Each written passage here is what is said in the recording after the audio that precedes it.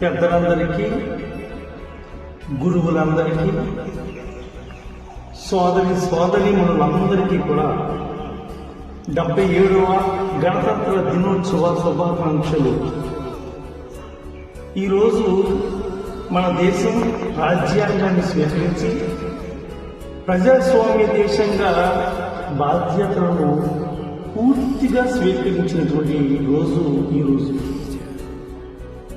మన రాజ్యాంగం మనకు స్వేచ్ఛను, సమానత్వాన్ని, న్యాయాన్ని, సోదర భావాన్ని, ఇటువంటి విలువలన్నిటినీ కూడా అందించినటువంటి రోజు ఈ రోజు.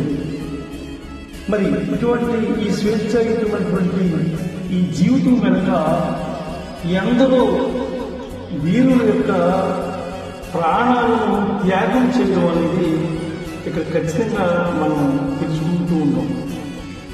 వారి యొక్క ప్రాణత్యాగ ఫలితమే ఈనాటి ఈ గణతంత్ర దినోత్సవాన్ని మనం ఎంతో స్వేచ్ఛగా జరుపుకోవడానికి సాధ్యమవుతుంది. కాబట్టి మన బాధ్యతను తెలుసుకుని వారి యొక్క ప్రాణత్యాగం స్మరించుకుంటూ మన బాధ్యతను పూర్తి చేసుకుంటూ ఉండాలి.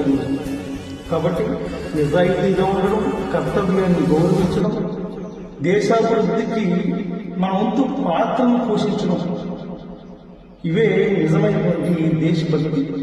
కాబట్టి ఈ దేశభక్తి అంటేనే మన మాటల్లో కాదు, మన చేతల్లో ఈ దేశ ప్రేమ, భక్తి ఇవన్నీ కూడా కనిపించాలి. కాబట్టి మన దేశాన్ని మరింత బలమైనటువంటిది,